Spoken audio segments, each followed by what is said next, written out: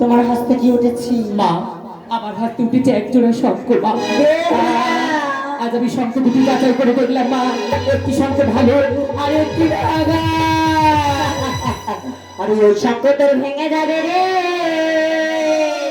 ওই শঙ্খ তোর ভেঙে যাবে রে, ও কি সরে যাবে